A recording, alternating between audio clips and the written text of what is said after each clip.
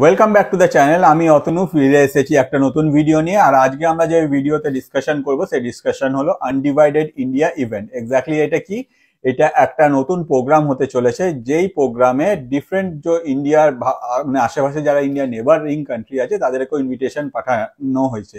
আপনি নিশ্চয়ই জিজ্ঞেস করেন যে পাকিস্তানকে বাংলাদেশকে কি আমরা ইনভিটেশন পাঠিয়েছি? অবভিয়াসলি ইনভিটেশন পাঠিয়েছি।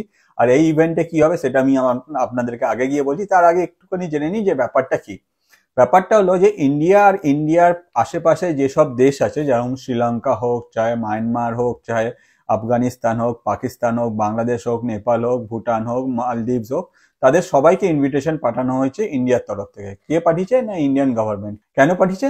না, ইন্ডিয়ার আইএমডি মানে ইন্ডিয়ার মেট্রোলজিক্যাল যে ডিপার্টমেন্ট আছে তাদের 150th অ্যানিভার্সারি সেলিব্রেট হতে চলেছে। তো আইএমডি ডিপার্টমেন্ট কি? আইএমডি ডিপার্টমেন্ট হচ্ছে এমন একটা ডিপার্টমেন্ট যারা ফোরকাস্ট করে বিভিন্ন ধরনের, আপনার ধরুন ন্যাচারাল ক্যালামিটিস হোক, চাहे আপনার কোনো সাইক্লোন হোক, চাहे কোনো জায়গায় ড্রট হোক, এবং চাहे কোনো জায়গায় বৃষ্টি আসবে বা কোনো রকম কোনো প্রবলেম আসবে, যেরকম ন্যাচারাল ক্যালামিটি, সেগুলোকে আগে থেকে ফোরকাস্ট করে। যার ফলে যদি আমরা দেখি লাস্ট অনেকগুলো বছর ধরে এই ডিপার্টমেন্ট বহু লাখ লাখ মানুষের প্রাণ বাঁচিয়েছে। শুধু ভারতের মধ্যে নয়, ভারতের প্রতিবেশী বিভিন্ন দেশের মধ্যেও তাদেরও প্রাণ বাঁচিয়েছে। কি হয়েছে এক্স্যাক্টলি আমি আপনাকে প্রথম থেকে বলি, তার জন্য আমাদেরকে একটু পিছনে যেতে হবে। 1864 এটি এমন একটি বছর যেই বছরে কলকাতার ওপরে একটা সাইক্লোন আসে, যার জন্য রাউন্ড অ্যাবাউট 40,000 জনের মৃত্যু হয়ে যায়। কিন্তু সেই সময় ভারতের যে অবস্থা ছিল বা ভারতের কাছে সেই সময় যেই সব টেকনোলজি ছিল, তার ভরসায় ভারত এরকম কোনো সাইক্লোনের ফোরকাস্ট করা বা এই সাইক্লোনের জন্য আগে থেকে প্রিপারেশন নেওয়া, এটা ভারতের পক্ষে সম্ভব ছিল না। তো এইটা দেখার পরে ডিফারেন্ট টাইপ অফ যে সেই সময় ব্রিটিশ রাজ ছিল, ব্রিটিশ রাজ্যের তরফ থেকে অনেক কিছু ভাবাও হয়, অনেক কিছু চিন্তাও করা হয়। যে তারপরে 1875-এ গিয়ে আইএমডি মানে ইন্ডিয়ান মেট্রোলজিক্যাল ডিপার্টমেন্ট এস্টাবলিশ করা হয়। কিন্তু সেই সময় ব্রিটিশরা এত রাজি ছিল না যে ভাই আমরা আইএমডি মানে ইন্ডিয়ার জন্য কোনো কিছু করব, তার পিছনে আমরা অনেক টাকা খরচা করব। যার ফলে এটা একটা রিসার্চের ডিপার্টমেন্ট হিসেবে ইউজ করা হতো। আর এর মধ্যে খুবই ছোট স্কেলে কিছু রিসার্চ যেগুলো সেগুলো করা হতো। কিন্তু ইন্ডিয়ান গভর্নমেন্ট যখন ভারত স্বাধীন হয়, তখন ভারতীয় গভর্নমেন্ট এরা খুব ভালোভাবে বুঝে গেছিল যে আমাদের দেশ স্বাধীন হয়ে যদি আমাদের দেশে ইন ফিউচার গিয়ে এরকম কোনো ন্যাশনাল ক্যালামিটি আসে, তাহলে আমাদের দেশে অনেক লস হবে। আর আমরা সেগুলোর জন্য সাথে লড়ার জন্য আমাদের দেশকে যেটা হবে, আমাদেরকে রেডি হতে হবে। আর আমাদের আইএমডি ডিপার্টমেন্ট যেটা মানে ইন্ডিয়ান মেট্রোলজিক্যাল ডিপার্টমেন্ট, তাকে অনেক মজবুত করতে হবে। তারপর থেকে ইন্ডিয়ান মেট্রোলজিক্যাল ডিপার্টমেন্টকে মজবুত করা শুরু হয় বিভিন্ন টাইমে, বিভিন্ন রকম ইনভেস্টমেন্ট। একটা সময় যাওয়ার পর ইন্ডিয়ান মেট্রোলজিক্যাল ডিপার্টমেন্টের কাছে স্যাটেলাইট অ্যাক্সেস আছে, যার ফলে তারা স্যাটেলাইটের থ্রুতে ছবি দেখে আগে থেকে ফোরকাস্ট করে দিতে পারে যে কোন জায়গায় সাইক্লোন আসছে বা কোন জায়গায় কি প্রবলেম হওয়া উচিত বা কোন জায়গায় হিট ওয়েভ আসছে কিনা। এই ধরনের যত ফোরকাস্ট সেগুলোকে আগে থেকে করে দেওয়া হয়, এবং তারপর থেকেই শুরু হয়। তারপর থেকে যখনই কোনো problem Indian meteorological department notice করে, তারা আগে থেকেই যে স্টেট গভর্নমেন্ট হয় তাদেরকে আপডেট করে দেয় যে এখানে সাইক্লোন আসবে, আমরা জায়গাটা ভ্যাকেন্ট করে দিন।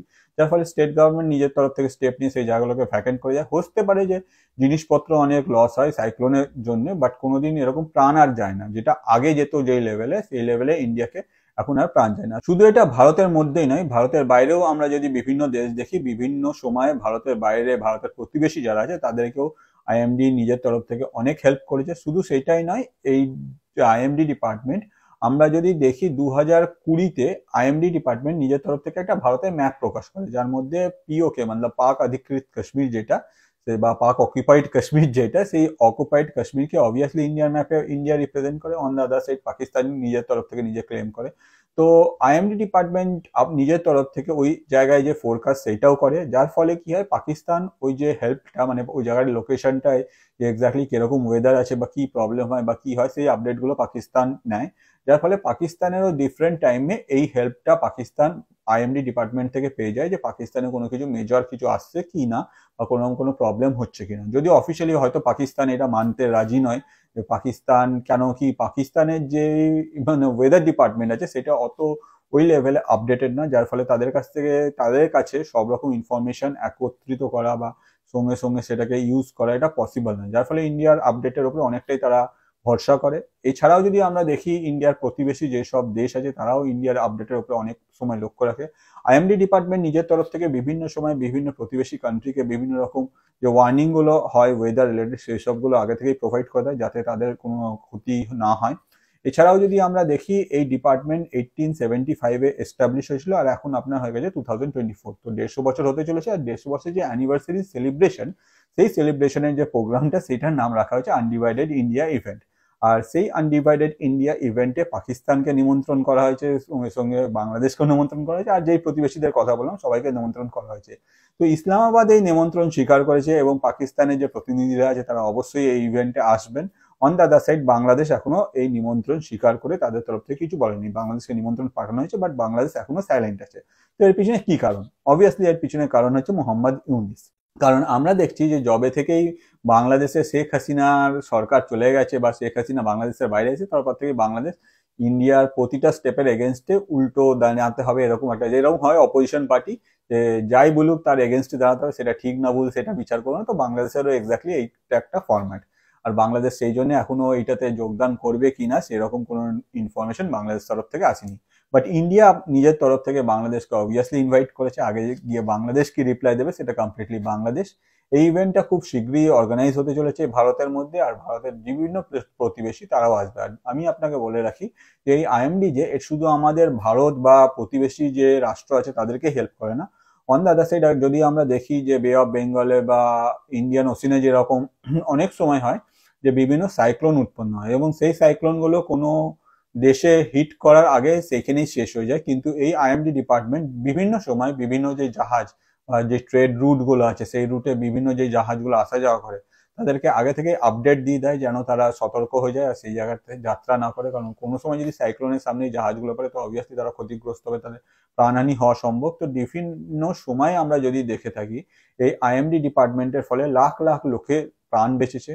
অন দ্য আদার সাইড এখন এই আইএমডি ডিপার্টমেন্ট নিজের তরফ থেকে যে ফোরকাস্ট আছে সেইটা দিয়ে যাচ্ছে, যার ফলে এখনো আমরা হয়তো দেখতে পারি যে ইন্ডিয়াতে ডিফারেন্ট টাইমে বিভিন্ন জায়গায় সাইক্লোন হোক চাই হিট ওয়েভ হোক এইগুলো আসছে, কিন্তু তবু আমরা যদি সঠিকভাবে আইএমডি ডিপার্টমেন্টের ফোরকাস্টগুলোকে ফলো করি তাহলে আমরা দেখতে পারবো যে গভর্নমেন্ট বিভিন্ন সময় বিভিন্ন জায়গায় নিজের তরফ থেকে অ্যাকশন নেয়, যে কোনো স্টেট গভর্নমেন্টই হোক তারা নিজের তরফ থেকে অ্যাকশন নেয়, সেক্ষেত্রে সেই এরিয়াটাকে ভ্যাকেন্ট করে দেয় বা বিভিন্ন সময় যা স্টেপগুলো হয় সেইগুলো নেয়, যার ফলে বিভিন্ন সময় বহুত প্রাণের হানি হওয়ার থেকে বেঁচে যায়। তো নো ডাউট ইন্ডিয়ান গভর্নমেন্টের কিছু ডিপার্টমেন্ট আছে যেগুলো খুবই ভালো কাজ করছে। আজকের ডেকে যদি আমরা ইসরোকে দেখি সেক্ষেত্রে আমরা ডিআরডিওকে দেখি, আর এখন যেটা হচ্ছে সেটা হচ্ছে আইএমডি। এই ডিপার্টমেন্টগুলো নিঃশব্দে নিজেদের কাজ যেটা সেটা খুবই ভালোভাবে করে যাচ্ছে। অন দ্য আদার সাইড ভারতের গ্রোথের জন্য যে পিলারগুলো তারা এরা এস্টাবলিশ করে যাচ্ছে। আর এই আইএমডি ডিপার্টমেন্টেরই 150th অ্যানিভার্সারি সেলিব্রেশন হতে চলেছে, যার ফলে ইন্ডিয়ার তরফ থেকে প্রতিবেশী রাষ্ট্রদেরকে নিমন্ত্রণ জানানো হয়েছে। আর যদি দেখা যায় এই IMD department no doubt south এশিয়াকে প্রোটেক্ট করার জন্য বা যে কোনো রকম ন্যাশনাল ক্যালামিটির হাত থেকে রক্ষা করার জন্য one of the most important pillar. আগে গিয়ে এই ডিপার্টমেন্ট আরো উন্নতি করবে, আরো ভালোভাবে কাজ করার ফলে শুধু আমরাই নয় আমাদের প্রতিবেশী রাষ্ট্ররাও এর থেকে বেনিফিট পাবে। আর সেই বেনিফিটের জন্য সব দেশই রাজি হয়েছে, মানে যাদেরকে নিমন্ত্রণ পাঠানো হয়েছে সব দেশই রাজি হয়ে গেছে আসার জন্য, শুধুমাত্র বাংলাদেশ ছাড়া। এবারে বাংলাদেশের কি স্ট্যান্ড সেটাও আপনি জানেন। আপনার কি মনে হয় যে বাংলাদেশের কি এই যে ইভেন্টটা হচ্ছে এটা আসবেন বাংলাদেশ নাকি আসবে না? মোহাম্মদ ইউনিস কি করবে? কাউকে কি বাংলাদেশ থেকে বাংলাদেশের প্রতিনিধিকে ভারতে আসার পারমিশন দেবে নাকি দেবে না? এক্স্যাক্টলি যদি আসে তবে নো ডাউট বাংলাদেশই ভালো, আর যদি না আসে সেটাও কমপ্লিটলি বাংলাদেশেরই ডিসিশন হবে। আপনার কি মনে হয় প্লিজ কমেন্ট করুন, কেন কি কমেন্ট করলে আমি জানতে পারি আপনি কি ভাবেন। অন দ্য আদার সাইড আমি আপনাকে রিকোয়েস্ট করবো যদি আপনি হিন্দিতেও এই ধরনের সংবাদ শুনতে চান তাহলে আমাদের হিন্দি চ্যানেল আছে দ্য ফ্যাক্টস বিহাইন্ড, যেটা হিন্দি, আপনি সেতে যেতে পারেন, ডেসক্রিপশনে লিঙ্ক দেওয়া আছে। অন দ্য আদার সাইড এই ভিডিওটা এন্ড অবধি দেখার জন্য আপনাকে অসংখ্য ধন্যবাদ। আমি আপনাকে রিকোয়েস্ট করবো যদি এই ধরনের ভিডিও আপনি আরো দেখতে চান তো প্লিজ আমাদের চ্যানেলে যান, চ্যানেলটাকে সাবস্ক্রাইব করুন, যে বেল আইকনটা আছে ওই বেল আইকনটাতে ক্লিক করে দেবেন, কারণ ভিডিওস যে হচ্ছে সে ডিফারেন্ট টাইমে আসে, আর যখনই আসে তখনই আপনার কাছে নোটিফিকেশন পৌঁছে যাবে। আর এই চ্যানেলের মধ্যে যে ভিডিওটা আপনার সব থেকে ভালো লাগছে আমি আপনাকে রিকোয়েস্ট করবো যে আপনার লাইফে যে স্পেশাল পার্সন তার সঙ্গে শেয়ার করুন, তাতে কি হয় আপনার যেটা টেস্টটা উনি জানতে পারেন। অন দ্য আদার সাইড আমাদের মতো যারা ক্রিয়েটার আছে আমরাও কিছু মানে আমাদের উন্নতি হতে পারে। তো হোপফুলি এই ভিডিওটা আপনার ভালো লেগেছে। ভিডিওটা এন্ড অবধি দেখার জন্য আপনাকে আর আপনার লাইফের স্পেশাল পার্সনকে আমার তরফ থেকে অসংখ্য ধন্যবাদ। নেক্সট ভিডিও নিয়ে আমি আবার হাজির হয়ে যাব।